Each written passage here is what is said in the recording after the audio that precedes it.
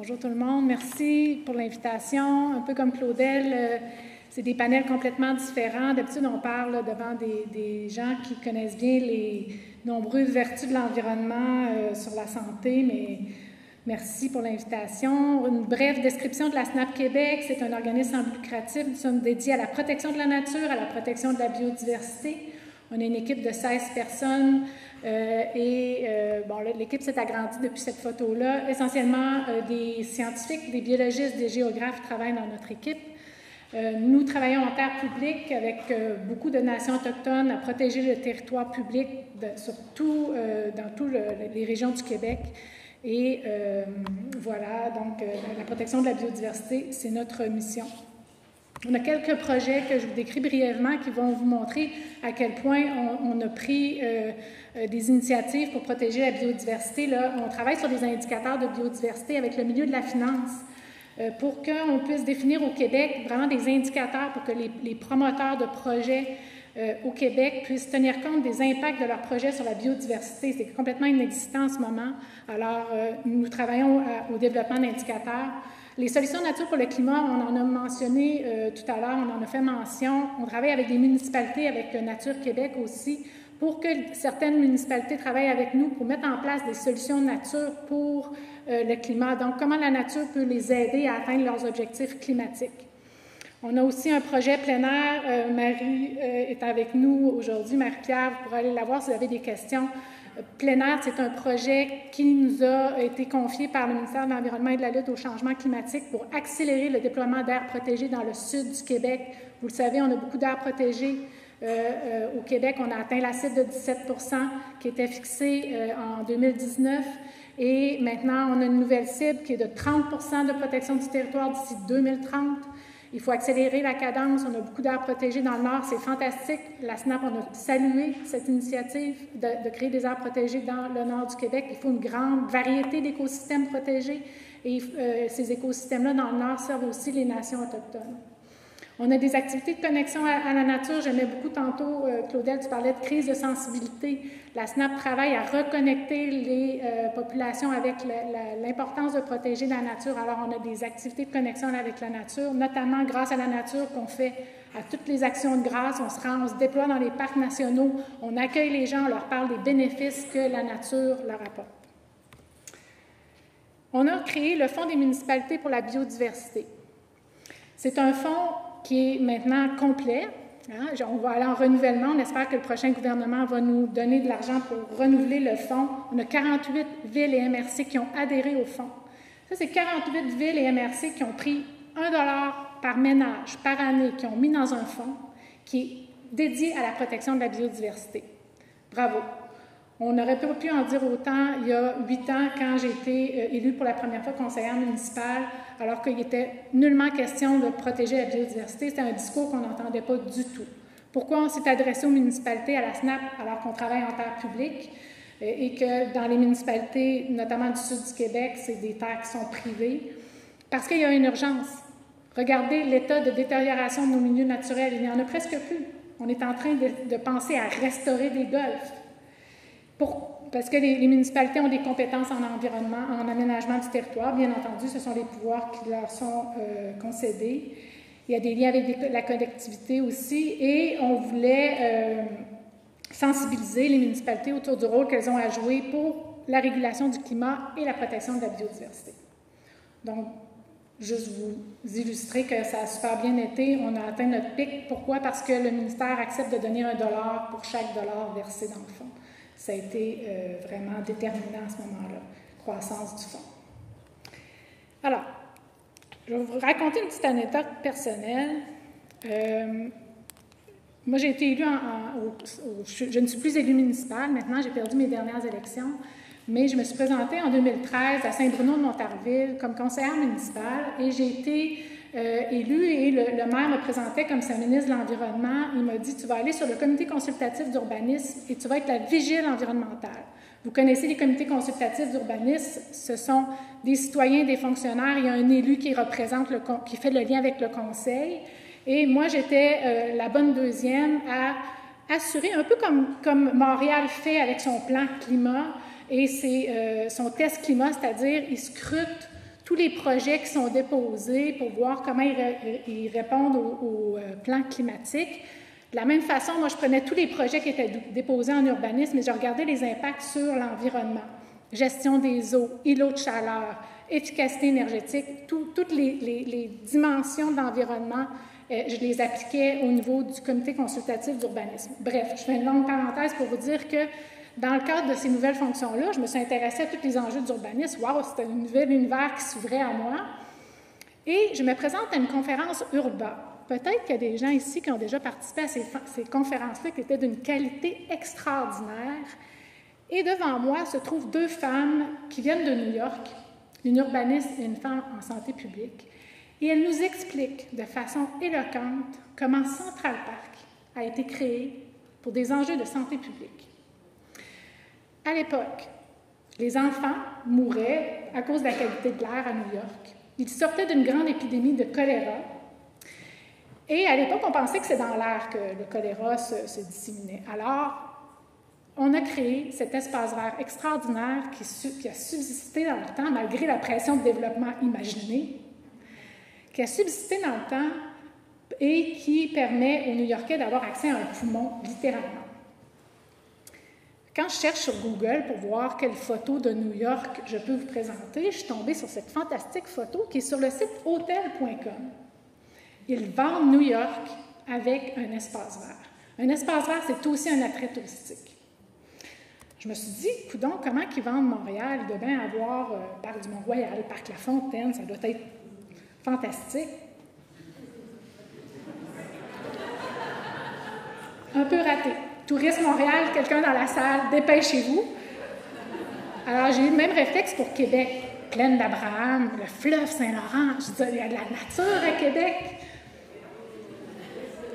En tout cas, je me suis dit, c'est trop bon, je leur partage ça. Je demande à quelqu'un dans la salle, si vous connaissez des gens qui travaillent à hotel.com, tourisme, n'importe quoi, s'il vous plaît, un appel après cette conférence. La nature, c'est un attrait touristique. Alors, si on retourne au thème principal de la présentation, je me suis vraiment demandé qu'est-ce qu'elle allait me rester, hein, parce que après Claudel, qui vous parle des nombreux bénéfices de la nature sur la santé mentale et physique, Ursule va vous présenter les nombreux avantages climatiques à protéger la nature en ville. Bien, dans les faits, il y a vraiment des vertus, il y a vraiment des bénéfices pour la biodiversité à protéger la nature en ville. Chaque arbre est un écosystème en soi. Voyez-le comme ça. Un arbre, ça héberge des invertébrés. Il y a beaucoup d'oiseaux qui profitent des différents milieux naturels. Hein. Vous en faisiez mention, M. Baudet, dans votre présentation, les îles. Il y a beaucoup de faune aviaire qui visitent les milieux naturels urbains.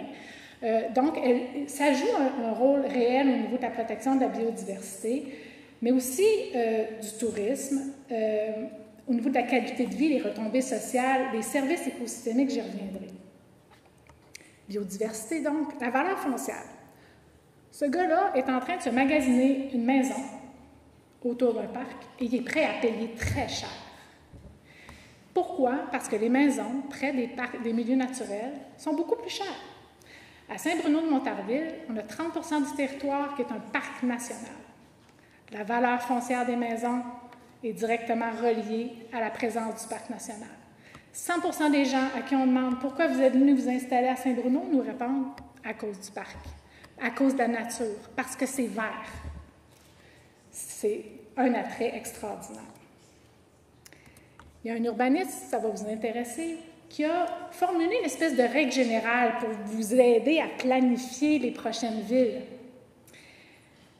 Il y avait déjà cette norme-là, on peut dire, cette orientation-là de l'Organisation mondiale de la santé qui propose de faire des milieux naturels accessibles à 300 mètres de chaque lieu de résidence.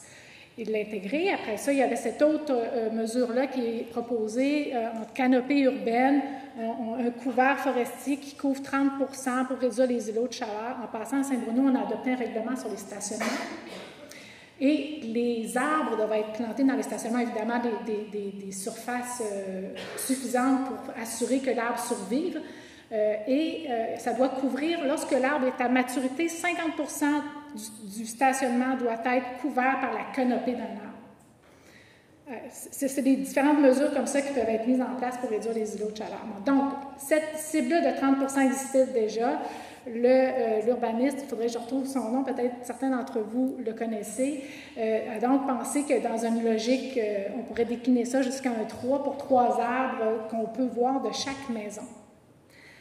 Alors, si on planifie les villes avec des codes comme ça, n'est-ce pas extraordinaire de penser que chaque résident pourrait voir 3 arbres, avoir accès à un couvert de 30 de canopée et pouvoir marcher jusqu'à un parc à l'intérieur de 300 mètres. Parce que le défi qu'on a en ce moment, c'est un défi d'accessibilité. Il y a des inégalités sociales qui sont marquées, on en a parlé beaucoup dans les précédentes présentations. Malheureusement, les gens qui ont accès à des milieux naturels, il y a beaucoup de richesses associées à la présence de milieux naturels dans nos villes. Il faut y voir.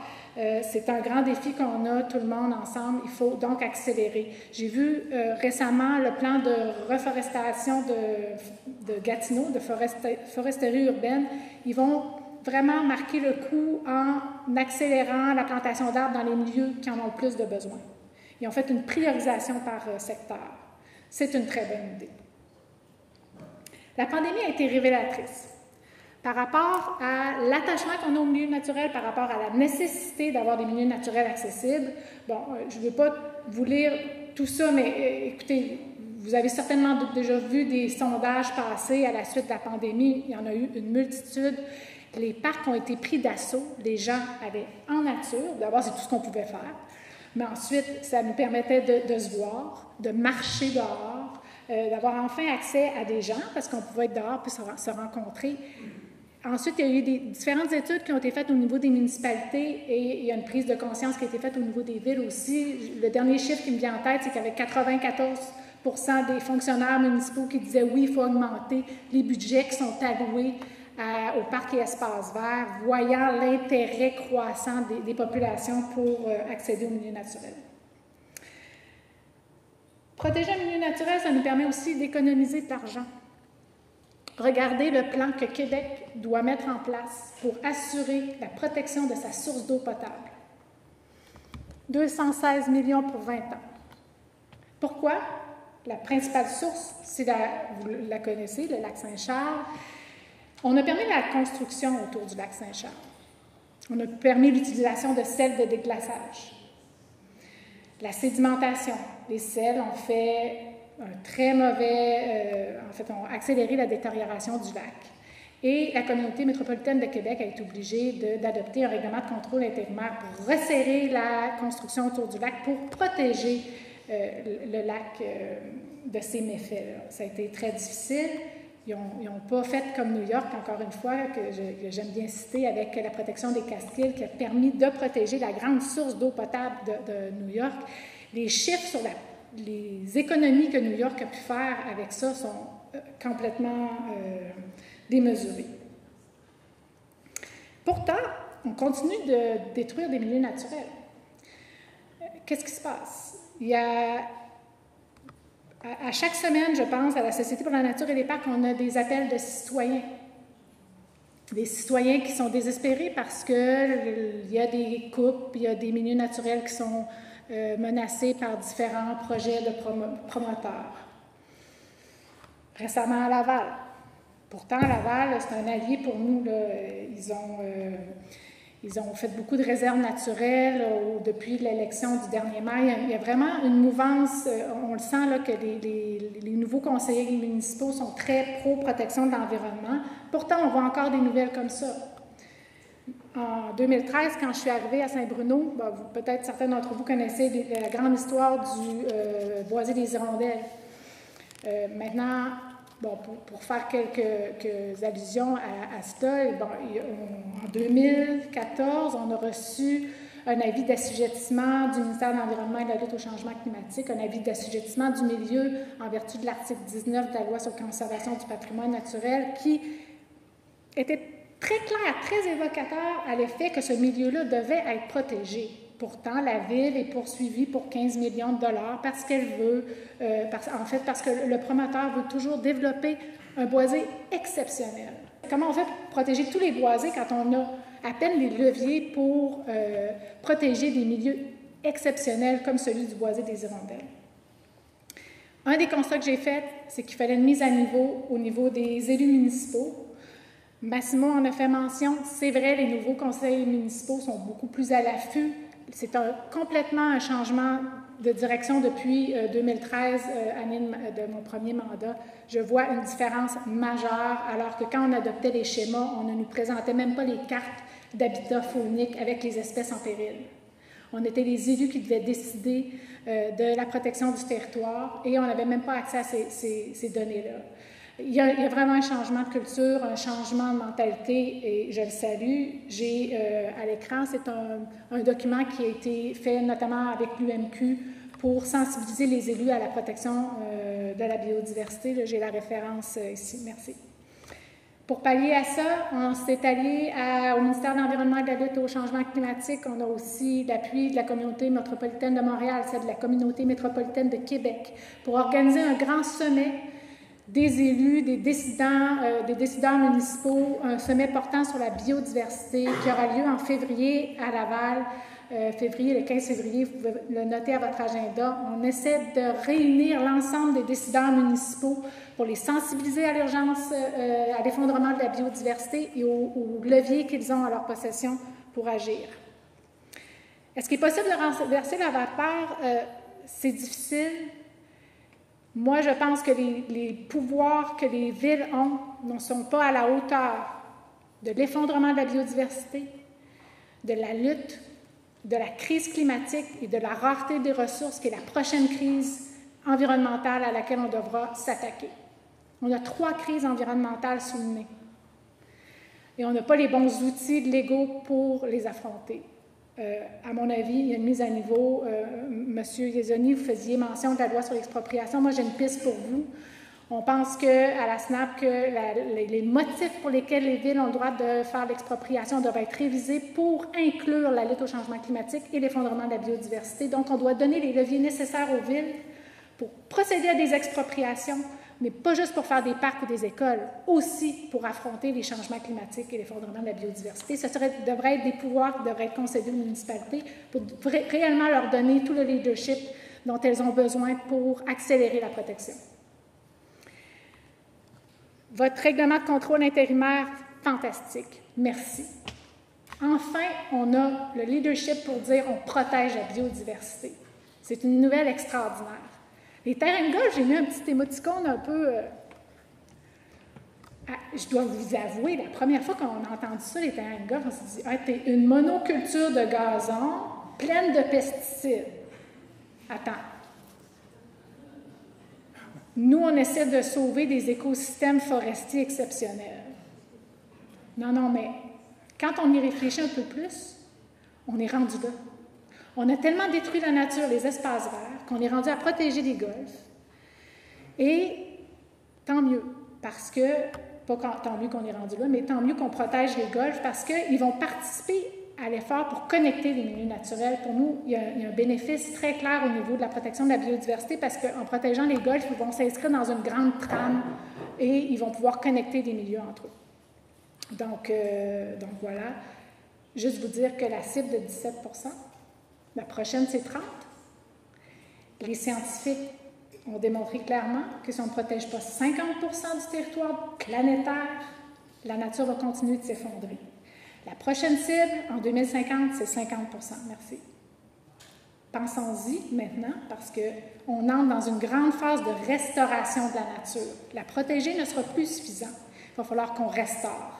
Pour moi, les golfs, c'est une excellente opportunité de restauration de la nature. Donc, on veut placer la nature au cœur de nos politiques publiques, discours de la SNAP, différentes représentations qu'on a faites au niveau de la révision de la politique d'aménagement, d'urbanisme. J'espère que ça va se concrétiser. Merci beaucoup.